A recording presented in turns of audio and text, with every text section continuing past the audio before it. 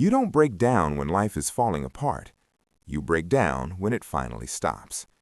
When the danger passes, when things feel calm, when you think you're okay again, that's when your chest tightens, your thoughts collapse, and everything you buried comes back to collect its debt. Welcome to Deep Body Lab. If that opening felt uncomfortably familiar, stay with me. And before we go further, subscribe to this channel. It helps this work reach the people who need it, and it gives us the fuel to keep creating videos that go where most conversations never dare to go. Now let's talk about that moment. You were functioning, maybe even hopeful. You told yourself, I think I'm getting better. Life didn't feel so heavy for once. And then, without warning, your energy drops, your chest sinks, the quiet sadness returns. Not because something bad happened, but because nothing did. That's the moment that scares people the most. Not the pain itself, but the confusion. How can I feel this bad when things are finally okay? Why now? What did I do wrong? This is where the story usually turns cruel. You start interrogating yourself. You replay your progress and wonder if it was ever real. You assume the crash means you lied to yourself, that healing was an illusion, that this feeling is proof you'll always come back here. And slowly, almost automatically, a dangerous thought slips in. Maybe something is wrong with me. That thought doesn't arrive loudly, it arrives quietly. It disguises itself as logic, as self-awareness, as honesty. But it isn't truth, it's fear wearing a reasonable voice. Most people never question it. They take it as evidence, and right here, at this exact moment, they give up. Not because they can't heal, but because no one ever taught them what healing actually looks like. Here's what no one tells you. Healing doesn't fall apart when it's failing. It falls apart when it's working. That emotional crash you're afraid of isn't random, it isn't weakness, and it isn't a step backward. It's a signal, a threshold, a sign that your system is moving from survival into something far more dangerous to the ego, feeling.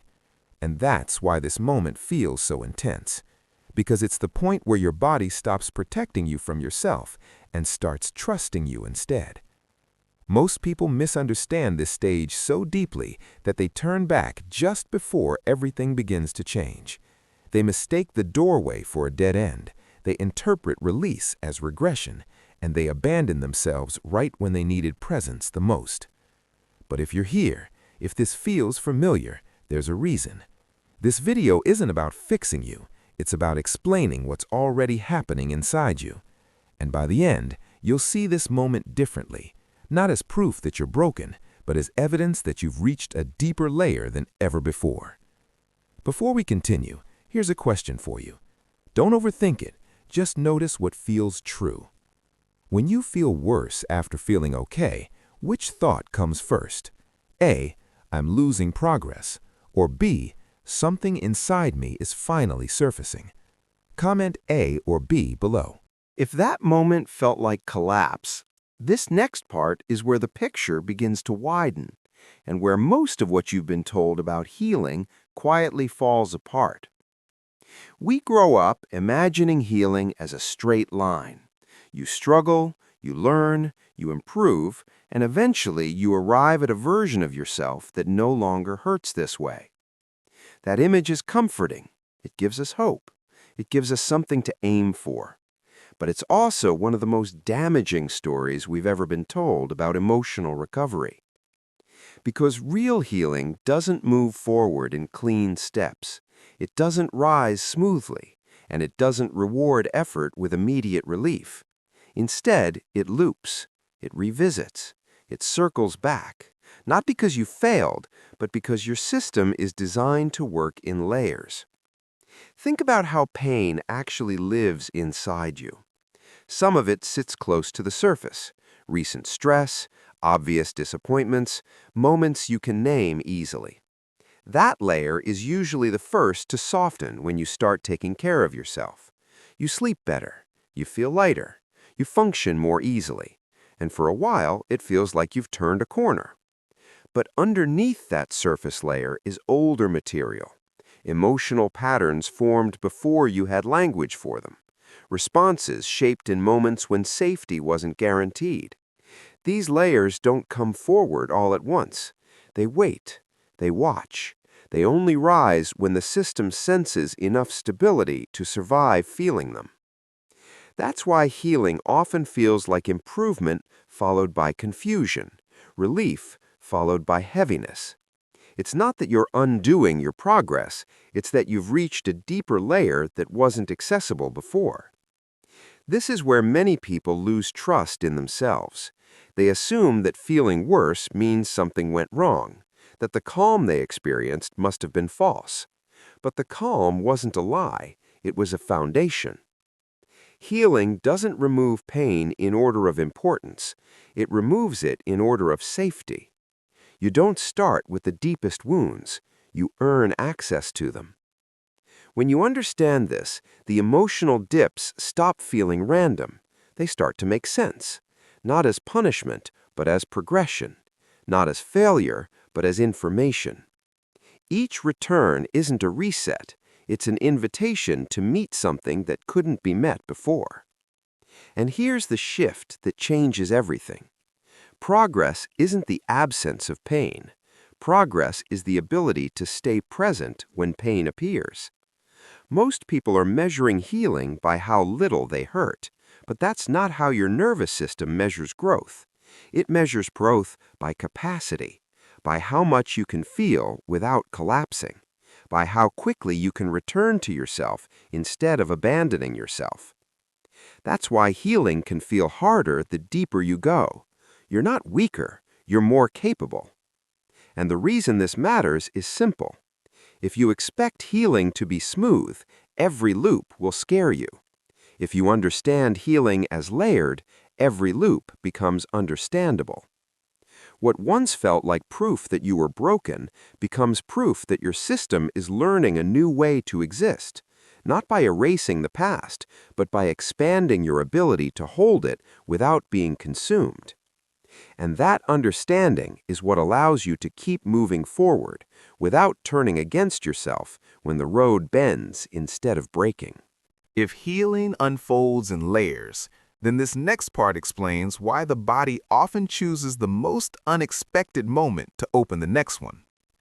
There's a reason emotional crashes so often arrive after things start to feel calm, not during the chaos, not in the middle of the storm, but after, when the pressure eases, when the threat passes, when you finally slow down.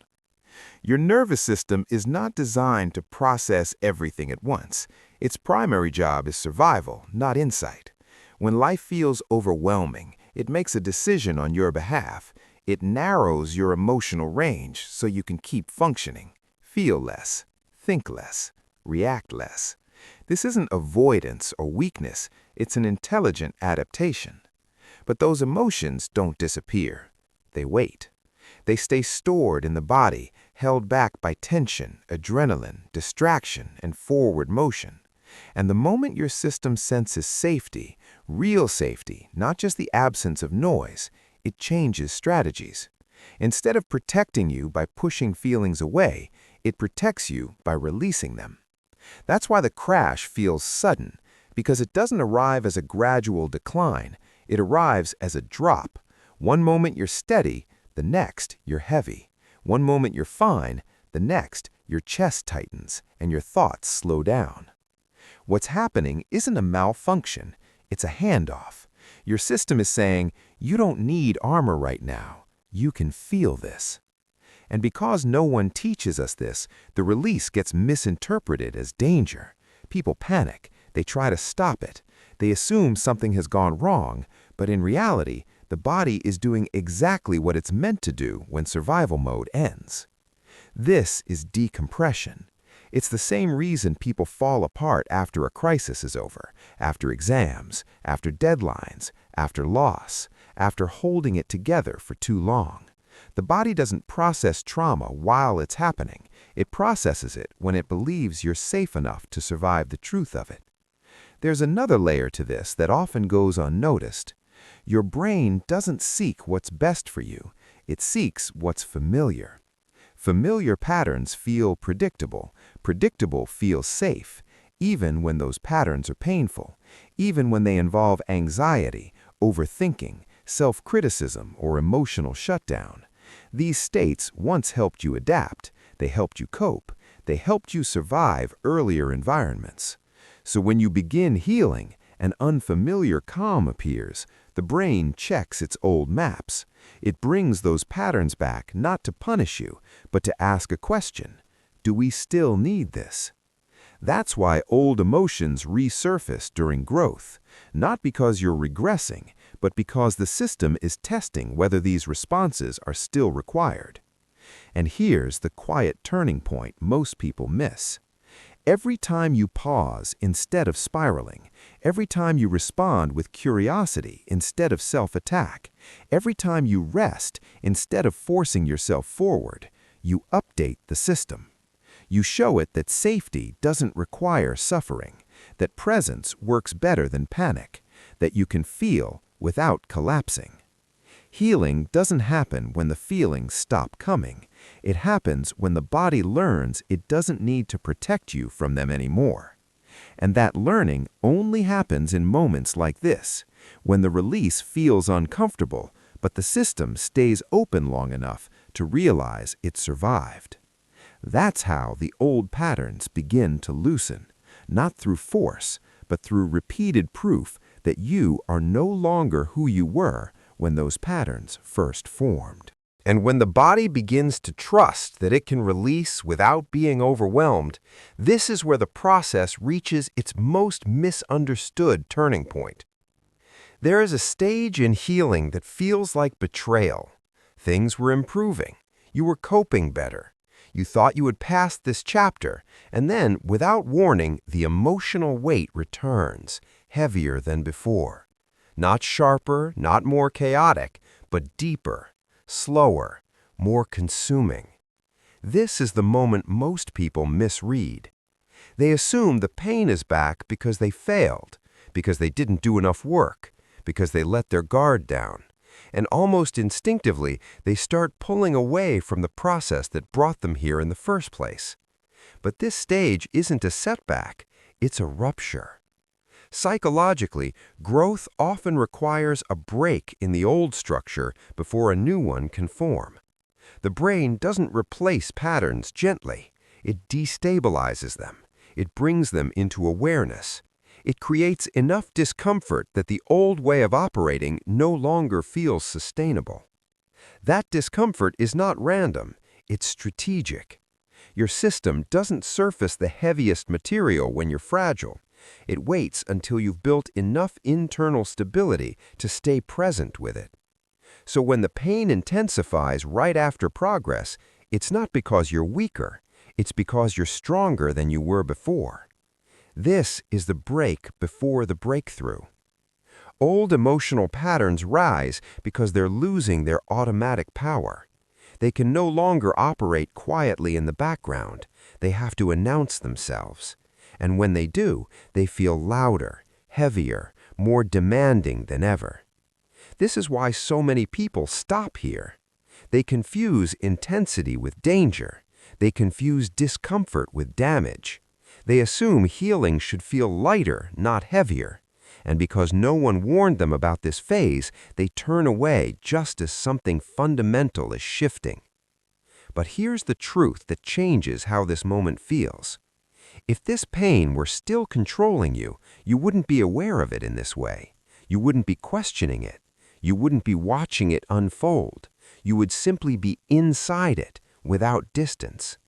Awareness is not passive. It's evidence. The fact that you notice the spiral sooner, the fact that you name what's happening instead of becoming it, the fact that you feel the storm without being fully destroyed by it, these are not small differences. They are the markers of transformation. Growth rarely feels like confidence at first.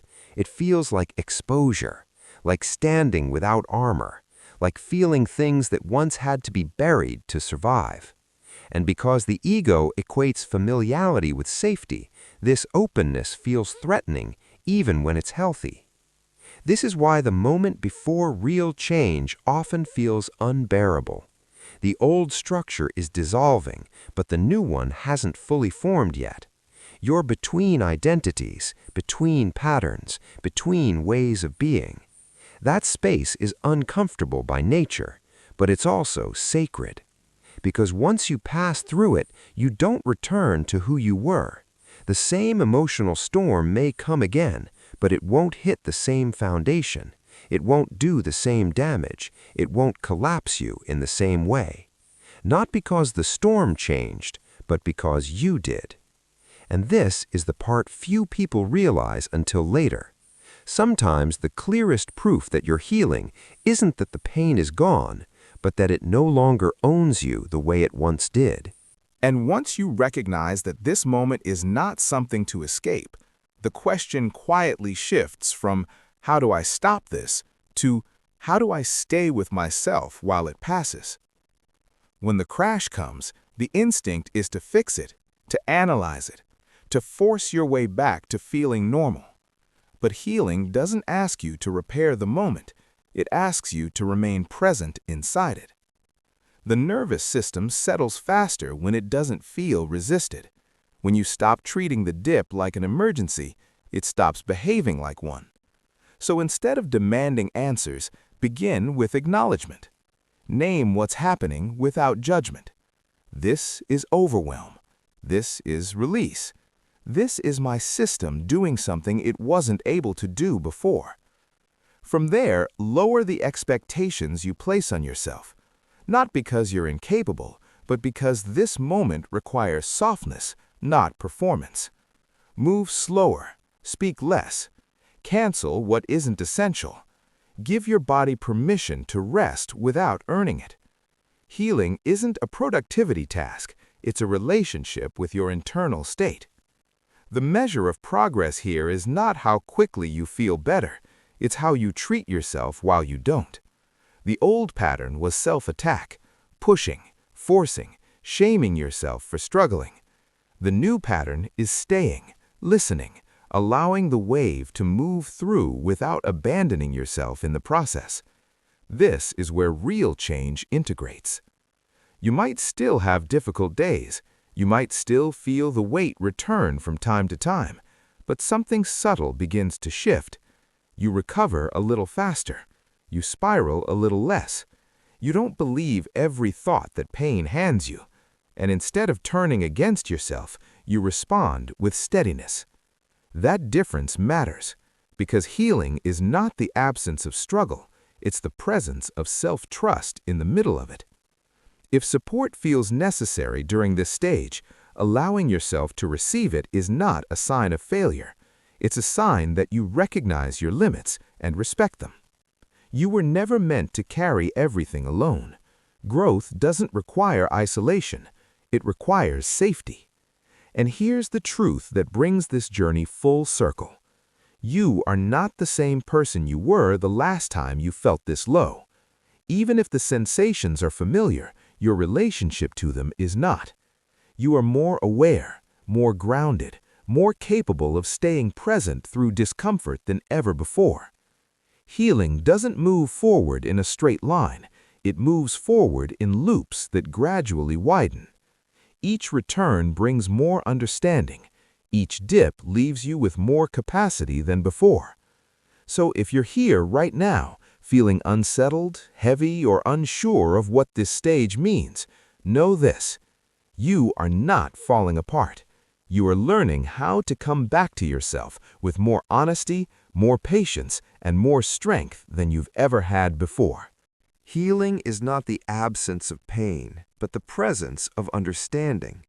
The moments that feel like collapse are often the moments when your system is finally safe enough to let go of what it's been holding. What once felt like failure becomes information. What once felt like weakness becomes capacity. When you stop judging the dip and start listening to it, you realize you were never going backward, you were moving inward toward a deeper level of integration. Healing doesn't erase your past, it changes your relationship to it, so it no longer controls how you move through the present. The lesson is this: growth rarely feels comfortable at the moment it's happening. Instead of asking, "How do I make this stop?" ask, "How can I stay present with myself right now?" In daily life, this means slowing down when emotions rise, responding with curiosity instead of self-criticism, and allowing rest without guilt. These small choices train your nervous system to trust you, and over time, that trust becomes resilience. A simple question for you. When things get emotionally heavy, what helps you the most right now? Pausing and breathing, or talking it out with someone you trust? Please share your answer in the comments so others can learn from your perspective. And if this video resonated with you, consider subscribing to the channel. Your support helps us continue creating thoughtful content like this for the journey ahead.